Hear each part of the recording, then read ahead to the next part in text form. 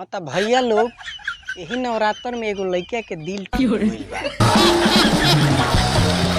दिल में चोट लागल बा, दौड़ल माई के दरबार में भागल जाके चिल्ला चिल्ला रोता और माई से कहता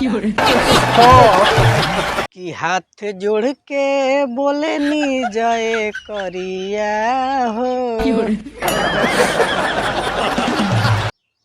हाथ जोड़ के बोले नी जय करिया हो।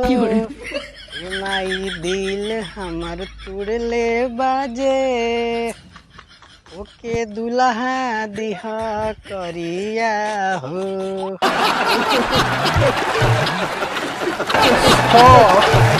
तो लइका कहता कि हे माई, जे हमारा दिल से खिलवाड़ कइले बा ओकर विचार अब रउए करे।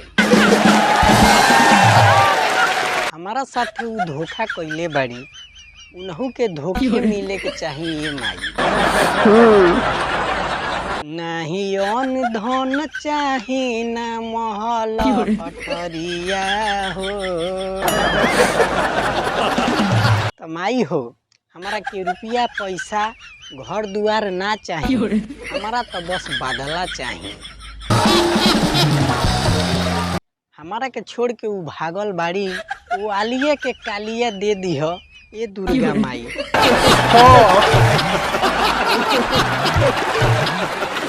इहे बिनती रउआ से बा। आगे और लइका का कहता सुनी सभे।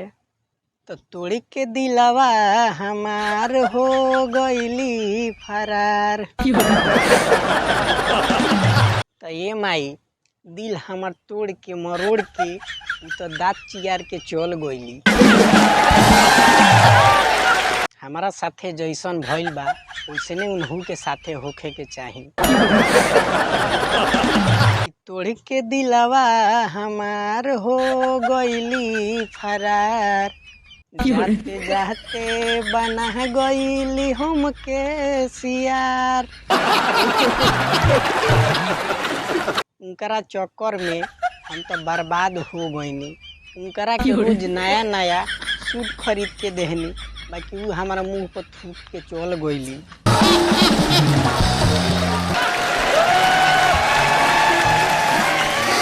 अब तो रौरे सहारा बा ये माई। तो लोरे अखिया से बहे जैसे दरिया हो।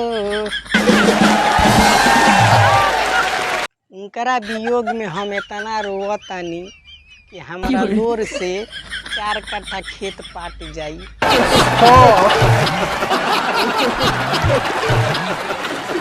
बाकी उनकरा कुछ तो बुझाते नइखे, अब रउए विचार करें।